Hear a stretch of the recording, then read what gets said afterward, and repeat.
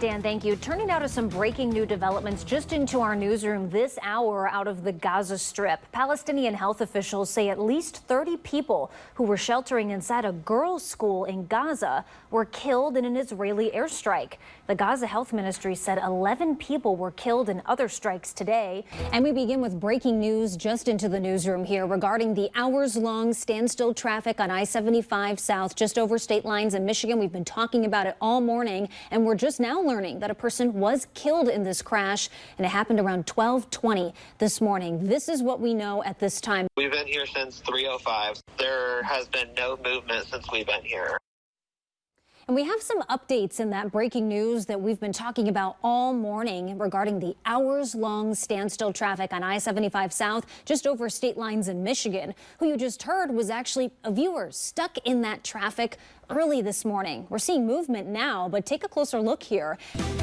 All right, Dan, thank you. Turning now to some breaking news that we've been following overnight. Toledo police tell us a man was taken to the hospital after being shot multiple times earlier this morning. Take a look at the scene here. TPD responding to this scene. And in other traffic news, a woman lucky to be all right after her car rolled over multiple times on I-475 South just before the airport highway exit. This is from the scene yesterday. Growing outrage over the police shooting of Sonia Massey in her own kitchen. There's a chance you've seen this video on social media. She was a 36-year-old Illinois mother of two, and her family says that she struggled with her mental health leading up to this shooting. Back home now, a warning from the Toledo Police Department. Someone is sending out some emails posing as a court official, claiming the recipient is required to pay a fine. Don't fall for it. Outside of our viewing area, as Israeli authorities say a rocket strike Saturday at a soccer field in Israel killed at least 11 children and teens. It injured about 29 others as well. Well, this presidential election of 2024 started as a rematch of some familiar candidates, talking Joe Biden versus Donald Trump. But now, with 100 days until that election day, our Washington News Bureau correspondent Ryan Henson reports on how this election has utterly changed. This is new information on a story we've been following for a few weeks now. Mommy leaders are saying sorry to its residents. That's after a city ordinance mandating sewer inspections created a firestorm within the community. Welcome back. Time now is just about 9:41. We're going to turn to Michigan now, where Michigan State Police says it is seeing a slight decrease in distracted driving crashes since that hands-free driving law began just over a year ago. The blaze in California continues with this park fire now burning more than 300,000 acres of land. Take a look at these images here. The fire first starting on Wednesday. In other news, the City of Lights turning into the City of Dreams. History in Paris as the Summer Olympics gets underway, and what an opening ceremony that was, even in the rain. Here's ABC's Chuck Sievertson with these must-see images. And all of this violence, all of this happening yesterday, just a day before negotiators from the U.S., Egypt, Qatar, and Israel are set to resume those ceasefire discussions in Rome today.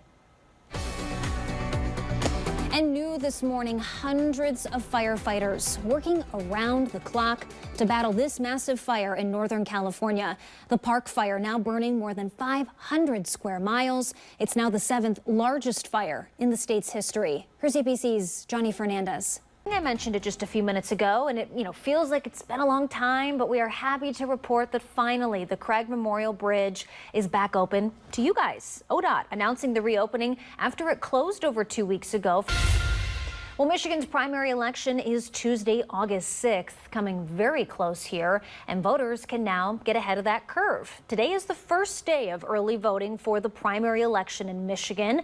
Voters will vote to determine which Republican candidate will run in the district's general election come November. On a similar note, but slightly different, it's a law enforcement competition for who's the best looking.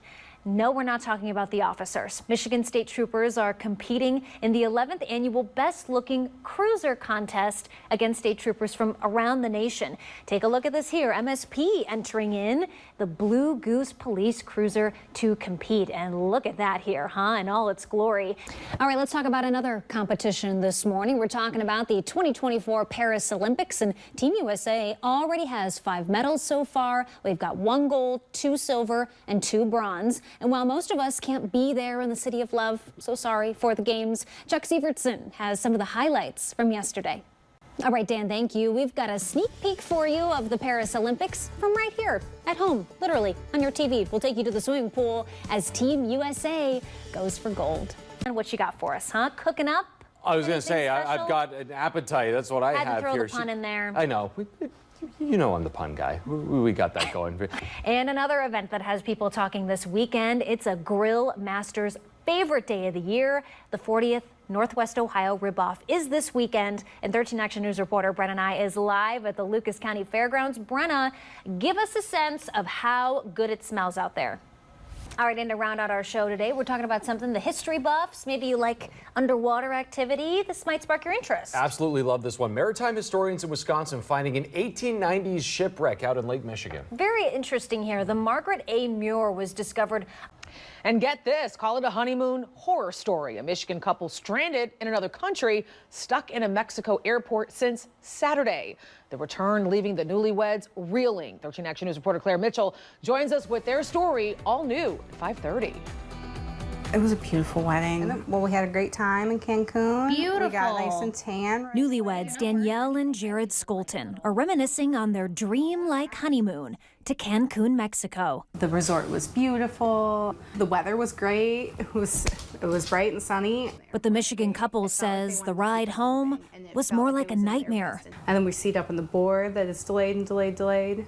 And then finally, they canceled it, saying that customs would be closed by the time we got to Detroit. On Saturday, the Skoltons were supposed to catch a Delta Airlines flight from Mexico to Detroit, but instead found themselves stranded in the middle of a foreign airport after the global tech outage. Panic, we've already checked out of the resort. We can't go back to the resort. I felt a lot of frustration and anger with Delta Airlines.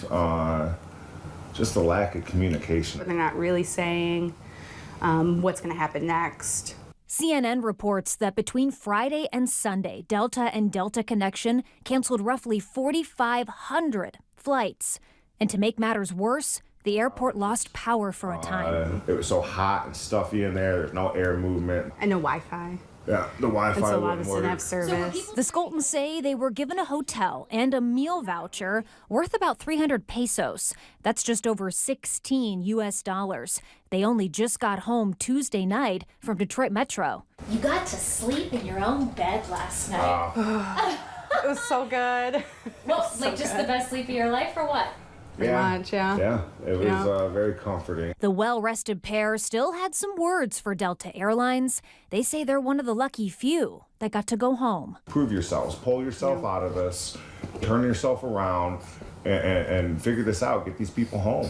It was kind of like, okay, well, we're stuck here, but we're stuck here together.